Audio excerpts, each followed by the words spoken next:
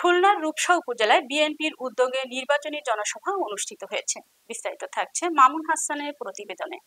নির্বাচন কমিশনার জাতীয় সংসদ নির্বাচনের রোড ম্যাপ ঘোষণার পর বিএনপির নেতারা নির্বাচন কমিশনারকে স্বাগত জানান এবং ভোটের মাধ্যমে গণতন্ত্র পুনরুদ্ধারের আহ্বান জানান তারা। উক্ত সভায় বিএনপির তথ্য বিষয়ক সম্পাদক আজিজুল বারী হেলাল বলেন, একটি অবাধ ও নিরপেক্ষ নির্বাচন হলে জনগণ গণতান্ত্রিকভাবে ভোটাধিকার প্রয়োগ করবে। আমাদের লক্ষ্য শুধু জয় নয়, বরং গণতন্ত্র ও মানুষের ভোটাধিকার নিশ্চিত করা। আমরা সবাইকে আহ্বান জানাই, কেন্দ্রে গিয়ে ভোট প্রদান করুন। রূপসা এলাকায় মাদকের আখড়া বন্ধে প্রশাসনকে সতর্ক করছি, যাতে তারা কার্যকর ব্যবস্থা গ্রহণ করে। এলাকায় শান্তি, নিরাপত্তা এবং ব্যাপক উন্নয়ন নিশ্চিত করুন।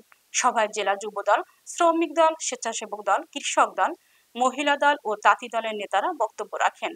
সভাপতিত্ব করেন রূপসা উপজেলা বিএনপির আহ্বায়ক মোল্লা সাইফুর রহমান এবং অনুষ্ঠান পরিচালনা করেন সদস্য সচিব জাভেদ হোসেন মল্লিক। খুলনা মহানগরী বিএনপির সংগ্রামী সাধারণ সম্পাদক শফিকুল আলম তুহিন, খুলনা জেলার সংগ্রামী সভাপতি,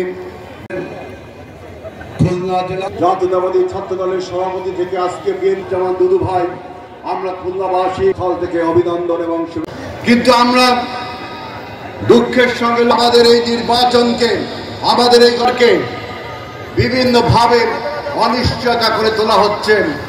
কারণ আমাদের দেশের সার্বভৌমত্ব চায় না কারা, আমাদের দেশকে অস্থিতিশীল করতে চায় কারা?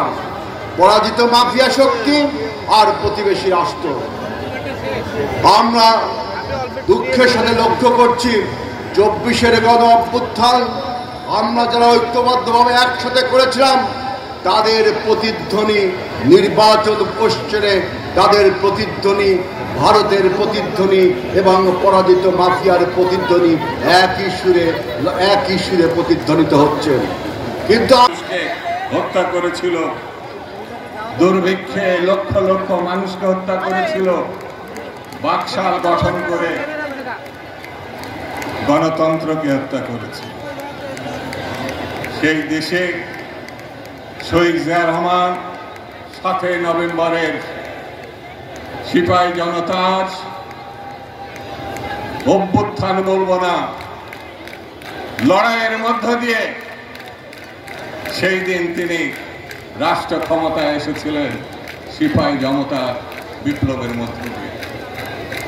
শহীদ জিয়া রহমান এমন ব্যক্তি যিনি 71-এর 26শে মার্চ দিবাগত রাত্রে বলেছিলেন, আমি মেজর জিয়া বলছি বাংলাদেশের স্বাধীনতা ঘোষণা করব।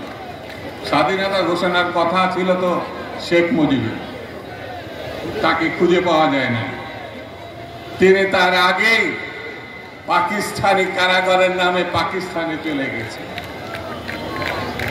সেই জন্য